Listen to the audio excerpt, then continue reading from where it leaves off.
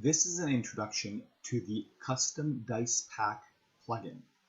Now, a while back, a long time ago, I did a custom dice plugin, which kind of created shells around the core dice, and it worked, but it was a little clunky. The shapes didn't match exactly, and that's all it did. It was cosmetic, didn't really add any extra features. So now, the Custom Dice Pack plugin takes this concept, improves on it, and adds a lot more functionality. Now the plugin uses the actual core Talespire shapes for the dice, so the fit is much nicer, but it adds a lot more functionality. So with the Custom Dice Pack plugin, there's two types of custom dice. There's what's referred to as the cosmetic custom dice and the true custom dice. Now, with cosmetic custom dice, you're basically changing the appearance of the die, but not how it rolls. So, for example, if we take a D8, we can make the appearance of the die look like whatever we want, metallic material, a lava type material, ice material, whatever we want. And we can have the sides show any symbol we want, but the die will still act as a regular D8. It will roll numbers from 1 to 8, depending on which face it falls on. On the other hand, we have true custom dice. True custom dice don't roll numbers anymore. Each side is associated with a keyword, and when the die is rolled, whatever side comes up, that's the keyword that will be used as the result. Now, this is great for games like Dragon Dice, where you don't roll numbers, but you roll, in this particular game, a bunch of attack, defense, or magic symbols. So in that case, you can create a die with those sides, those keywords, and then when you roll it, it will show up as either an attack, defense, or magic result. Now with the proximity plugin, if you have it, you can roll multiple of these dice at once, and this plugin will automatically tally up all of the keywords. So if I'm rolling a bunch of d6s that all have either attack, defense, or magic symbols on them, it will take all those dice that were rolled and tally up all the attacks, all the defenses, and all the magic, and provide that in the results. Any keywords that are not rolled won't be in the tally, so only keywords that were actually rolled at least once will be in the tally. So yeah, let's have a look.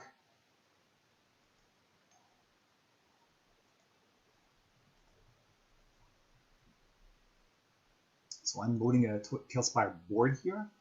Custom dice currently are only available through the Save Dice implementation. There is no GUI for them as of yet to bring out custom dice during session, for example. Hopefully that will be coming in the future, but right now the Save Dice file is the only way to bring them out. So you can see I've got a whole bunch of different custom dice here. None of these are normal dice. So if we start with our D4s here, we can see that they have kind of a lava look to them. And with the D4s here, I'm demonstrating that the modifier is still possible. The modifier needs to be defined as part of the die, but it's still possible to do so. So if I go in the chat and I roll my D4 here, come on, getting a lot of lag here. So we can see that that's a +1 D4. So whatever I roll, it will add 1 to it. The other one here that I've got is a -1. So we can see that the modifiers are still being applied. And you can see that nice custom look to the die. You can also see that it seems to fit quite well. You're not seeing any of the core die, and it's not sinking into the board. Yeah. So then, similar thing for our D6 here. This one has no modifier on it. And you can see that these dice, because they're cosmetic only, they're getting the same result in chat that they've always had. I've got the same thing here for a D20.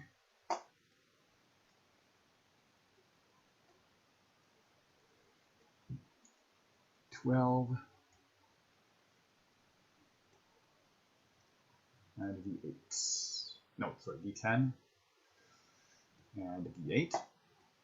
Okay, so these are all examples of cosmetic custom dice. You can see that they're still all rolling numbers, just like they normally would. They just appear cool. But now we can go to our true custom die. So, of course, I couldn't have an example without the good old rock, paper, scissors. So here, I've got a rock, paper, scissors die. If I roll the rock, paper, scissors, great, I just got paper. And you can see in the result, it tallied up the rolls, so it's telling me I got one paper. There you go, I got one rock. Now, as I was saying earlier, if you use the proximity roller, the proximity roller is a dependency for this plugin, so it will automatically get loaded when you download this plugin. However, nothing is forcing you to actually use it, right? The proximity roller requires you to actively hold Shift to activate that function. So if you never do, yeah, you can use this plugin with one die at a time, just like we saw with the rock, paper, scissors. But it does work with the proximity roller. So I'm going to move this here and activate proximity roller. Looks like my distance for the proximity roller is high. I should probably reduce that a bit. But we can see that it's tallied up my rolls here. So we got 2 defense and 1 magic. And because the other dice were in proximity, we got the rock, paper, scissors telling me I rolled a rock. And then any dice that are traditional number dice, if they're included as part of a roll with custom dice, what it will do is it will total up the regular dice and provide it here as a tally as a total. Currently, it doesn't break that down. So if you had multiple of these dice, which I did, I had D6 and D4s up there. So it doesn't tell me how that it arrived at that 10, just that it did. But yeah, so you can see that we can roll these. I move these right here. We can now roll these multiple dice, and they're completely custom. Now, at the moment, the tally is just being provided as a summary like this. There is already in works for this to eventually use icons. So ideally, the report here could use the same icons that are on the dice, but that is not implemented yet. It is waiting for Hollow's chat image plugin to be updated to support that. But yeah, so here you can see we've got a new plugin for custom dice, which can be cosmetic only, or if you want, they can have completely different sides. This is supported with any of the core dice, so you can make a custom D4, custom D6, custom D8, custom D10, custom D12, or custom D20. The sides can be repeated, as we saw for example, on the rock, paper, scissors, there was two sides that have each of the symbols, so you don't need unique symbols, but how many symbols you want to use is up to you. If you want a D20 with 20 different unique symbols, go right ahead. You can configure that. Making these dice is really easy. The shapes for the dice are provided with the plugin, so most of the time you just need to say I'm using a D6 and provide the 6 sides, whatever you want the keywords to be. There is a possibility if you want to actually create custom shapes, you can, but remember it is still limited to rolling like one of the core dice. So if, for example, if you tried to make a D30, it's not going to work because it's going to roll most likely like a D20 or one of the other dice. But for example, if you wanted to make lumpy rock looking dice, or if you wanted to make concave dice or something like that, you can.